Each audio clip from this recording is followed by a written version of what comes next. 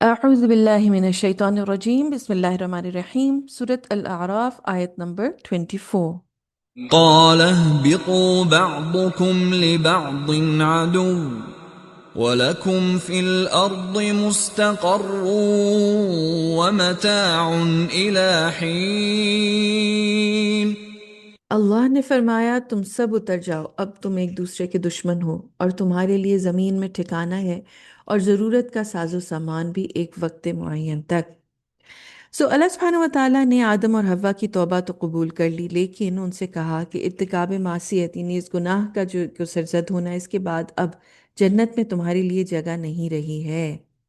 इब्लीस ने सिजदे से इनकार किया और तुम दोनों ने इस दरख्त का जो ममनू किया गया था, मना किया गया था, उसका फल खाकर अल्लाह की नाफरमानी की है, इसलिए अब तुम्हारी जगह ज़मीन होगी और रहती दुनिया तक तुम और तुम्हारी जो सारी औलाद है, ज़ुर्रियत है, और इब्लीस और उसकी सारी जो ज़ुर्रियत है, उसकी जो औलाद है, आल औलाद है, वो ज़मीन पे रहेगी, लेकिन उनके दरमियान अदावत चलती रहेगी, ये दुश्मनी चलती रहेगी और तुम सब ज़मीन पर ही रहोगे और दुनिया की आर्जी नेमतों से मौत आने तक फ़ायदा उठाते रहोगे, वहीं ज़िंदा रहोगे, वहीं मरोगे और क़यामत के दिन वहीं से उठाए जाओगे। ज़मीन पर इनिशियली अल्लाह सुब्हानहु व तआला ने भेजना ही था हज़रत आदम अलैहिस्सलाम को, एक टेस्ट के तौर पर जन्नत में रखा गया था। उन्होंने जो गलती की उसके ऊपर वो नादिम भी हुए, माफ़ी भी मांगी। अल्लाह सुब्हानहु व तआला ने इंटेंडेड प्लेस पर हज़रत आदम अलैहिस्सलाम को भेज दिया, इब्लीस को भी यहाँ पर भेज दिया गया और अब ये टेस्ट्स एंड ट्रायल्स शुरू हो गए हैं। किस तरह से जो है वो अब ये दुश्मनी ता क़यामत रहेगी, इंसान और जिन के दरमियान, इब्लीस के दरमियान, और कैसे वो इब्लीस अपनी पूरी की पूरी आर्मीज़ के साथ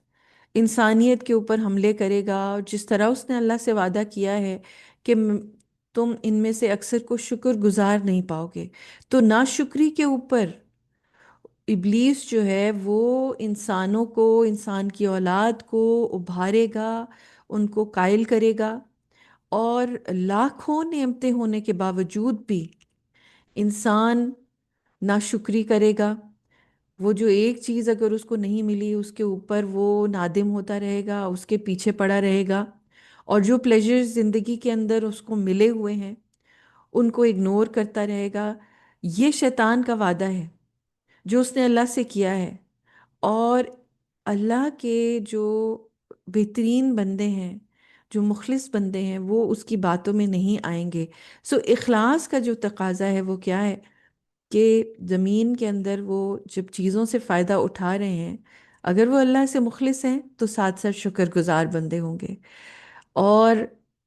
एटीट्यूड ऑफ ग्रैटिट्यूड रखेंगे अपने दिल के अंदर। एक सुकून होगा और कनात होगी, अल्लाह सुब्हानहु व तआला के सामने शुक्रगुजारी होगी और अल्लाह सुब्हानहु व तआला की जो बंदगी है, अल्लाह की इबादत है, वो शुक्रगुजारी के साथ करेंगे। उसमें ये नहीं होगा कि वो कोई जैसे कोई किसी के ऊपर एहसान कर रहे हैं या कोई बहुत बड़ी चीज़ कर रहे हैं। नो, अल्लाह सुब्हानहु व तआला के आगे खूब खूब इबादत गुजार होना बेसिकली इंसान की शुक्रगुजारी की अलामत होता है, जिसका आपको हदीस से पता चलता है कि नबी पाक सल्लल्लाहु अलैहि वसल्लम लंबे क़याम किया करते थे, लंबे सिजदे किए करते थे, यहाँ तक कि उनके पाँव सूज जाते थे। तो हज़रत आयशा ने एक दफ़ा उनसे जब पूछा कि या रसूलल्लाह सल्लल्लाहु अलैहि वसल्लम, आपके तो अगले पिछले सब गुनाह माफ़ हैं, फिर आप ये इतनी लंबी जो क़याम करते हैं, यानी कि देखने में नज़र आता था कि उनकी तकलीफ़ हो रही है और उस इतनी ज़्यादा वो इबादत करते थे। तो आप सल्लल्लाहु अलैहि वसल्लम का जवाब क्या था? क्या मैं शुक्रगुजार बंदा ना बनूं? क्या मैं शुक्रगुजारी ना करूं? हम्म तो ये जो एक हमें पता चलता है इंसान के अंदर जो एटीट्यूड ऑफ ग्रैटिट्यूड है,